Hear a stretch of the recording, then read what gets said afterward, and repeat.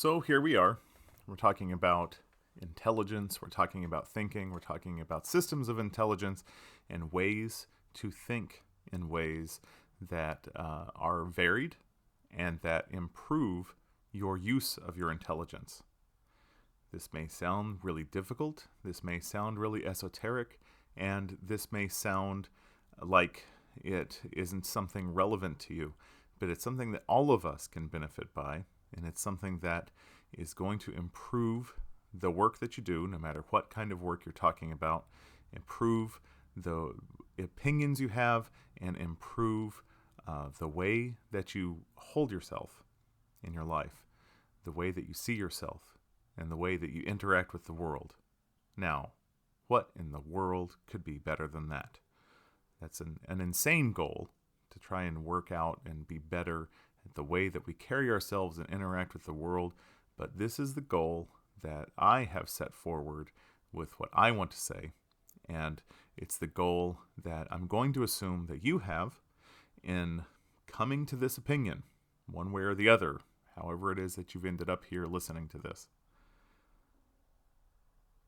Now, improving your intelligence may seem like something that's not exactly possible, like intelligence is hardwired. Now, actually doing that is something that is not impossible, but is perhaps a bit beyond the scope of what we can do here. But your intelligence is like the engine to your car. How smart you are, however it is that you're going to quantify the notion of smartness, of intelligence, how smart you are is like the size and power of the engine.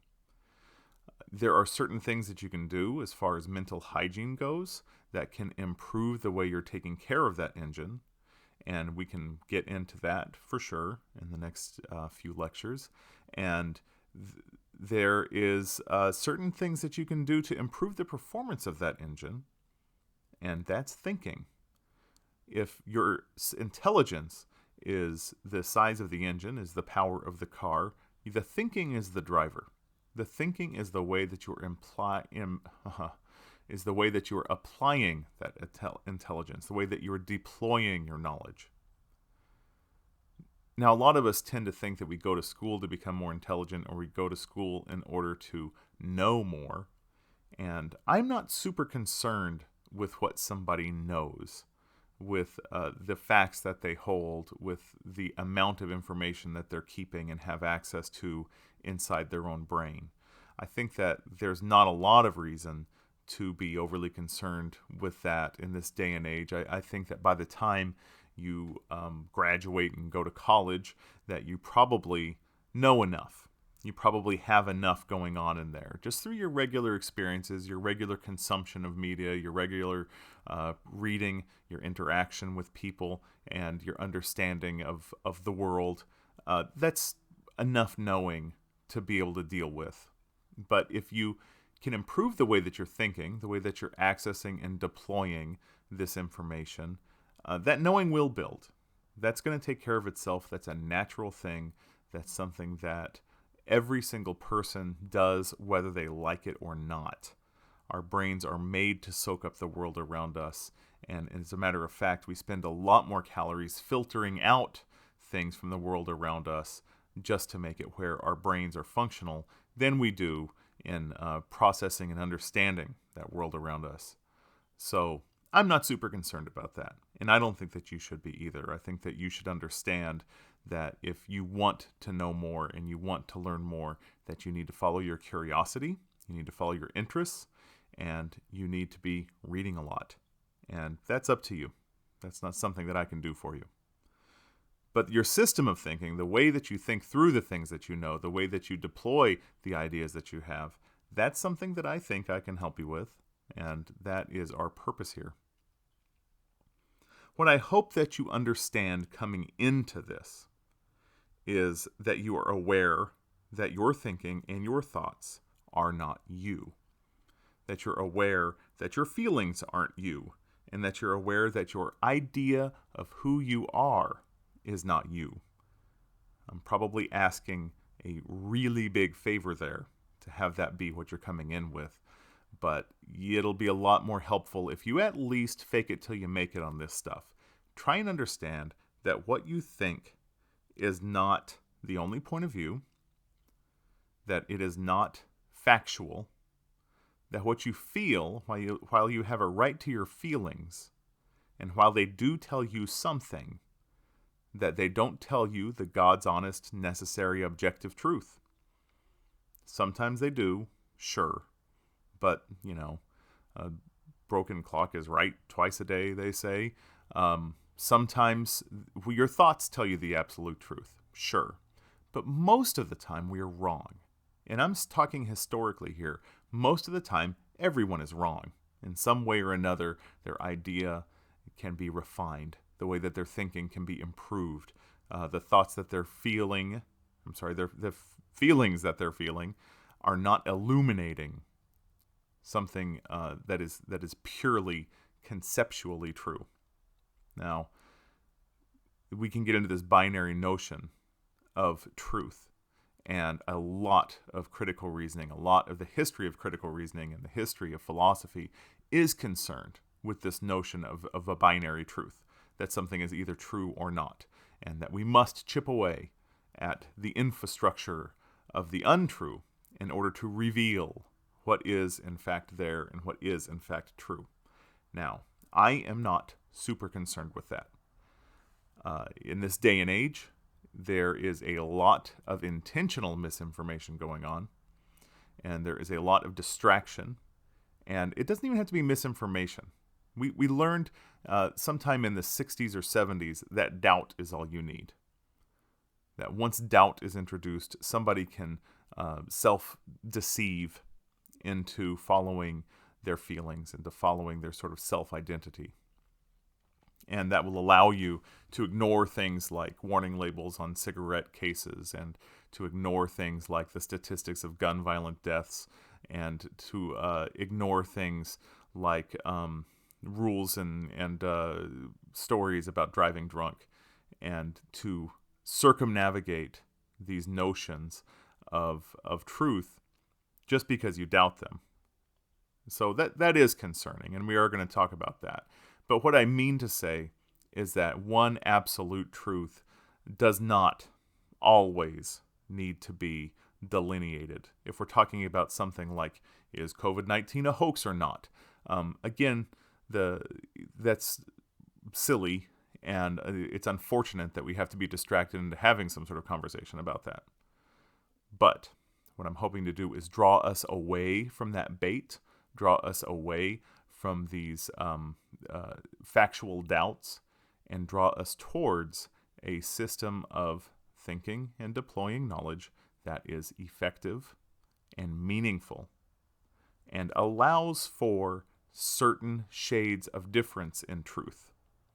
And all of this is going to be demonstrated. It sounds very esoteric, but we'll get into the nitty-gritty of this, and it's going to be awesome. Anyone can use their intelligence better. Anyone can improve their thinking methods. Anyone can step away from their ego about their intelligence and make more effective decisions by placing a distance there. And I am not exempting anyone here. I'm not exempting myself. I'm not exempting Einstein. I'm not exempting any great thinker throughout history. In fact, we can go down a rabbit hole of stories where great and famous thinkers were dreadfully wrong and let their egos get in the way and stopped the progress that they were making with their own thoughts. That would be fun. We can get into some of that. Our perceptions are not reality. This is something that the Eastern thinkers have been onto for a very long time. We can look at Eastern and Western philosophies as two very large groups and make some very generalized distinctions between them. But one of the more interesting aspects of Eastern philosophy, and I'm talking about from thousands of years ago, from the antiquity of writing, is that they were very on to something, that our perceptions, that is, what it is that comes into us through our senses, is not something objective and does not illuminate something that is necessarily true and unchanging. That instead, we are something that is in a very changing world. And we are experiencing a very changing world around us, where Western philosophies wanted to isolate what it was within us and what it is without us that is true and unchanging, what it is that is hardwired into our mainframe, what it is that we know for certain, and equating that with sort of moral law, a sort of goodness that penetrates all of our being. The Eastern philosophers weren't super caught up in that. And again, speaking very generally here, Eastern philosophy tended to want to show the ways that the changing world is our home, and that we have to be part of that changing world if we're going to be comfortably interacting with it. So our perceptions are not our reality. Our perceptions feel very real. But you have to remember that your perceptions, your senses, evolved over millions of years as a survival mechanism. And you have to remember that evolution is always just enough.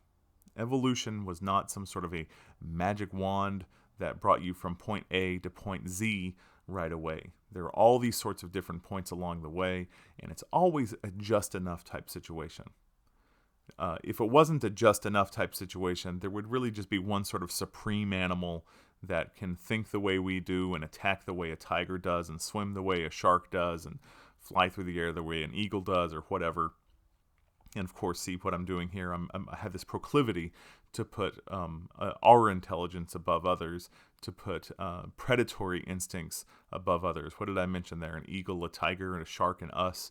I mean, those are things that we see as being at the top of the food chain and as some sort of superior beings by our own sort of standards. Whereas, perhaps evolutionarily speaking, trees have done really well. I mean, sure, we've certainly taken a hit on the number of trees in the world, but there are somewhere in the nature of 400 billion trees in the world, which is a lot more than there are people. And trees don't really have to go out of their way to have their needs met. They stay put, and they let the world come to them, and they communicate along lines of mycelium under the ground, and they communicate through the air, through their pollen, and they chill. They chill real good, and exert very little in the way of influence from an individual tree on the world around it, but as a mass have changed the entire atmosphere to be more beneficial to the species. So yeah, trees are doing pretty good. My point is that evolution only brings you so far, and that people and our senses are limited by the way evolution has brought us here. And I don't want to spend too much time on this because it's something I've talked about before, is that, you wouldn't be scared of bugs if it weren't for evolution. You wouldn't be scared of flying if it weren't for evolution. That the statistics tell us that flying on a commercial airline is one of the safest places that you can be on the world. If 99.9% of flights were completely safe and 0.1% of flights ended in a crash, we would have 400 crashes a day, and we aren't coming anywhere close to that in commercial aviation. So statistically, you should know that you are perfectly safe in the air and that you are not going to die up there and everything's hunky-dory. But instead, there are people who are scared to death of flying. So our perception only takes us so far. Our perception does not illuminate facts for the most part. We can game our perception to better focus on facts. We can better see the world around us through our perceptions if we know what those limitations are. But many of us just go through life unaware of this because, frankly, it's too much effort. And the environment through which we are immersed, and that counts the culture through which we are immersed, also changes what our perceptions are. Our perceptions have a lot to do with our likes and dislikes. They have a lot to do with the way we see ourselves, a lot to do with how we grew up, with the values that were instilled with us, with what was important to our parents, and how our parents saw themselves, and the kind of resilience that was implanted in us through our parenting. For example, if two kids grew up and just happened to be a very similar DNA and just happened to be a very similar performance in school and sports and everything else, and one child's parents were endlessly approving of them and the other child's parents were endlessly critical of them, the first kid is actually going to be a lot more ready for the world than the second. So there's all sorts of influences that go into us from the get-go that we can deal with now, but we can't help the fact that we must deal with it. We must deal with our cultural behaviors. We must deal with the way we were raised. We must deal with the privilege that we have, or the privilege that we're missing out on.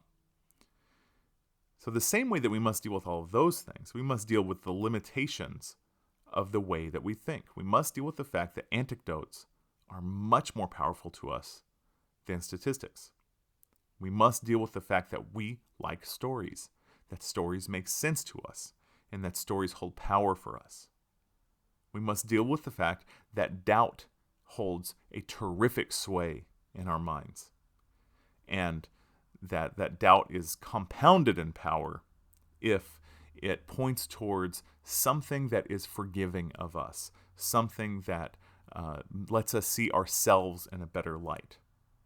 We can let go of the humanity of one of our fellow people if we can see enough differences, enough obvious, on-the-surface differences that make very little difference, genetically or experience-wise or feeling-wise or anything else. We can completely let go of their humanity. So we must deal with these things. We have to deal with these conditions. Otherwise, we have nothing. Otherwise, we swim in this sea of ignorance for which our senses and our perceptions have immersed us. Now, that sounds pretty drab, pretty dull. But dealing with this and addressing it and fine-tuning our systems of thinking and our systems of critical reasoning is going to improve the quality of our lives. Now, let me give you, with all of that in mind, a story that will probably be powerful and illustrate the way that our perception is nothing like what reality is in many cases. If you're like me, you probably mostly think of metal and steel as something quite solid. Metal and steel as something hard, immovable, as stable, strong, inflexible. That it, like we see ourselves, is unchanging. It is hardwired into our reality, metal and steel. And I am just old enough to remember when it became a law in California to wear a seatbelt. And the boomers out there, my parents included, felt like this was a completely unjust thing put upon them. That this was took away their agency and took away their decision-making prowess because now you have to wear a seatbelt and you can get a ticket if you don't. And that seemed really unfair. That sound familiar in the COVID age? Now, my parents weren't, anti-maskers in that sense or anti-seatbelt, but they had a handful of anecdotes of when, sometimes not wearing a seatbelt has saved someone's life, when being thrown clear of the wreckage was what the person needed in order to survive. Now, yeah, those stories held some sway. My dad had one. My dad had one that he was in an accident in a Volkswagen bus, and the entire front of the bus was completely caved in, well past the driver's seat. But that at the moment of impact, my dad was thrown out of his seat and into the back of the bus where he survived. Now, that's compelling. That's a powerful story, and that made me think, wow, seatbelts aren't always right. And if you're anything like me as a kid, you used to think, what's the big deal about a car accident anyway? I'll just brace myself with my arms or whatever. What's really hard to wrap your mind around, unless it's happened to you, what's really hard to wrap your mind around is how much reality changes when you're going at a certain speed. You don't even have to be going very fast. Anything over 20 miles an hour, and the physics that you're involved with are completely different than anything that your senses have prepared you for. Now, difference in physics with our perception is a wonderful thing to talk about. I can get lost forever talking about the way that time and space relate, and the way that time slows down or speeds up depending on how fast you're going or how far you are from each other, and what direction you're going. That time literally changes in ways that is impossible for us to really perceive because we're just not wired that way. Our senses didn't need it. We evolved in a way where we did not need to know that time is alterable. We evolved in a way where we did not need to know that steel and metal are things that are alterable. And we evolved in a way that we did not need to know what happens to objects that are going a lot faster than 20 miles an hour. So you're in a car and you're going fast, and it does not feel like it. Your perception is very forgiving, and it brings you back to this sort of state where you understand that you're going really fast intellectually, but it doesn't feel like it. And yet, the world that you're interacting with is completely different. Now, for example, and I don't have the exact numbers on hand, don't make me look stuff up, I find that very irritating. For example, if you're standing at a train station and a train passes you at 100 miles an hour, it is literally shorter to you standing at the train station than it is to the person in the train car. Now, not a lot, and it's really hard to measure, and it's undetectable, but it's literally shorter to the person standing outside who's not moving than the people inside with the movement.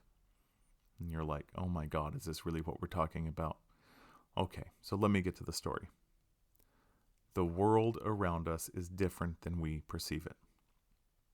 So, one day when I was 18 years old, my family was driving from California to Texas in order to go to my grandpa's funeral. So it's already a sad story, right? We didn't want to do this, but we're on our way, and we're driving through New Mexico, and my dad and I are taking turns on this drive because we drove all the way through the night. My dad stayed up and drove, and now it's the morning, and I'm driving. And my whole family's in the car, and it's an old van. This is the 90s, and it's pretty empty out on this road at 8 in the morning, just inside the border to New Mexico on I-40. So I'm driving. I'm in the left-hand lane. I just happen to be going about 85 miles an hour. Speed limit 75, so I'm not really flipping out, but that's pretty fast. Ahead of me is a little red car, and ahead of it is a big semi-truck. All of a sudden, the semi-truck pulls into the right lane and throws on the brakes, and it's like we passed it going 80 miles an hour, like it came to almost a standstill, and we zipped on by it. I looked at the truck as I passed by, then I looked back ahead at the little red car in front of me, and all of a sudden, I had this feeling where something was wrong. And what I felt was like I was sick to my stomach, like something ahead of me was making me ill. And I couldn't place it. Something was off about the world ahead of me, and I tried really hard to figure out what was going on. Well, it looked like a flash of lightning, and then it looked like the little red car ahead of me had somehow exploded into two pieces. That wasn't what happened. What had happened was another red car that was exactly like it was coming in the other direction. And I'm going to assume that all three of us were going at about the same speeds, which means that the two cars that were ahead of me hit each other head on while going over 80 miles an hour. And it took me what felt like a very long time to figure out exactly what looked so bad about the road ahead of me, but I just knew there was something awful. And as you can imagine, split seconds passed with all of this thinking going on. And we got closer and closer, and I realized, looking down at my speedometer, going very fast, that there was no possibility that I was going to stop.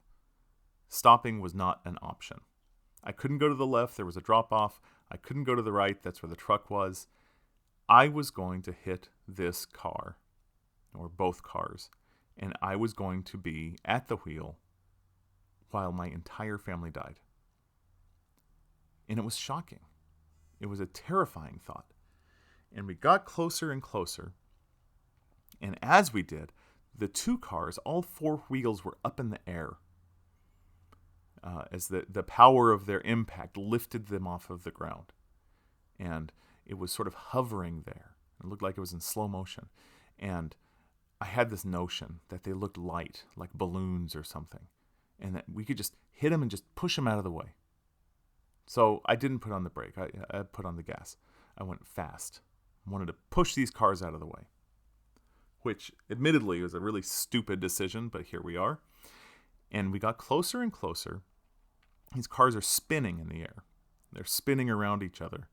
And suddenly, they part.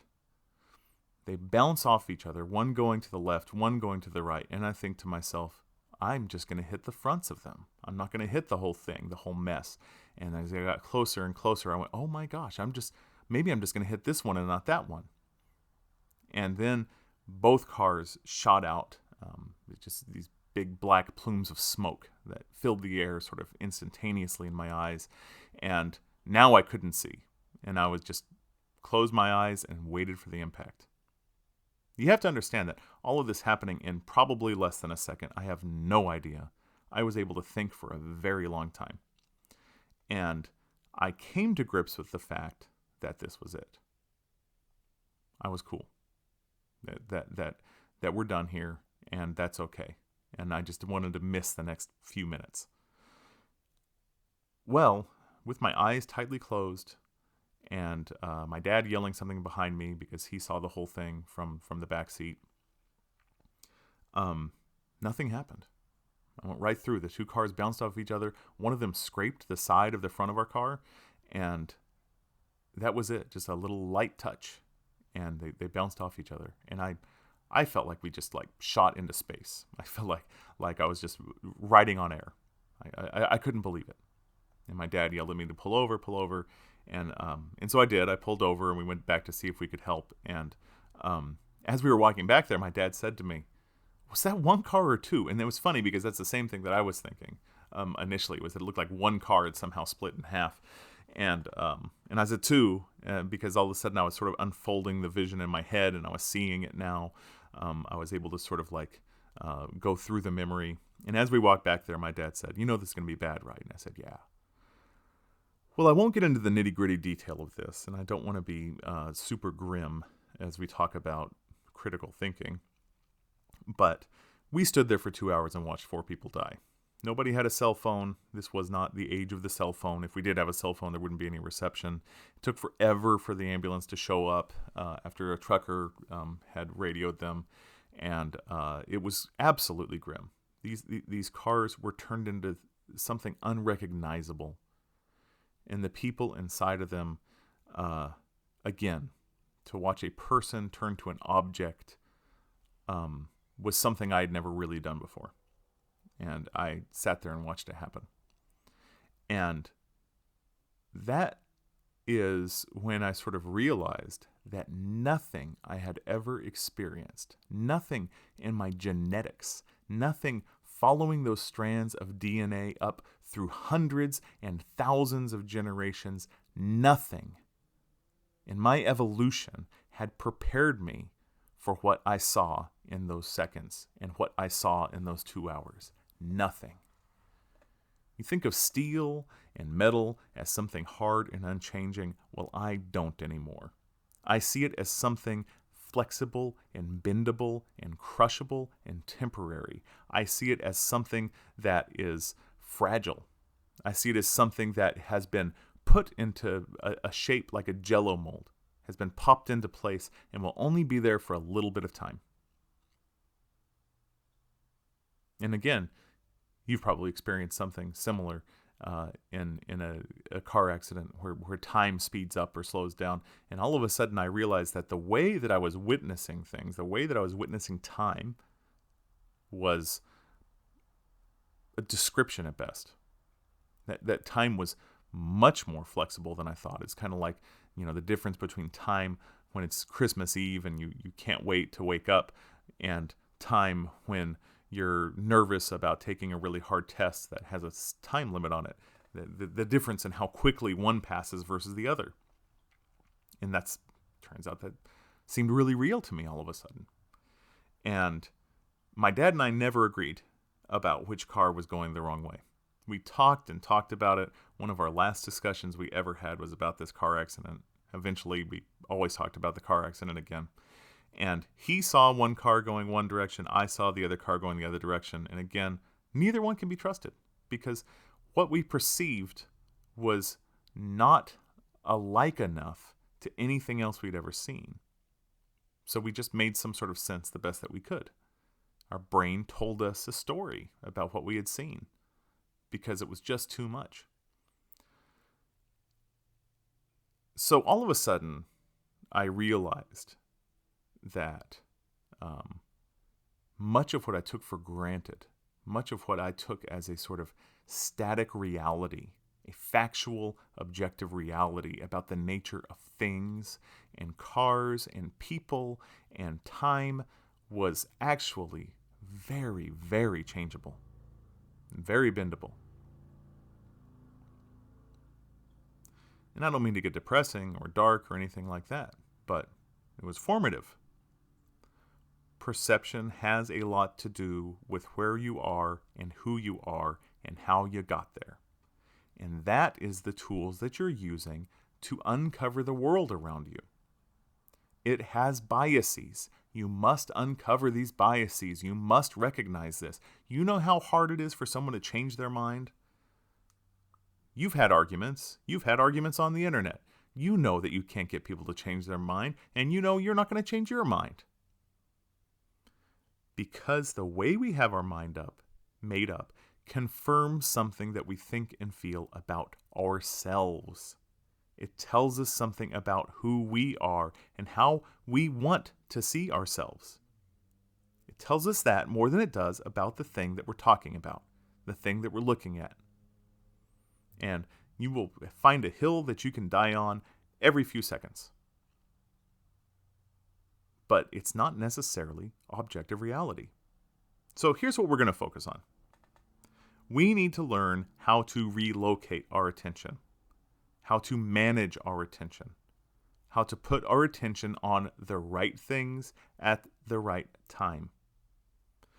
We need to learn how to refocus the world that we're looking at, how to refocus the things that we're seeing based on new information, based on added information. We need to change our position when necessary.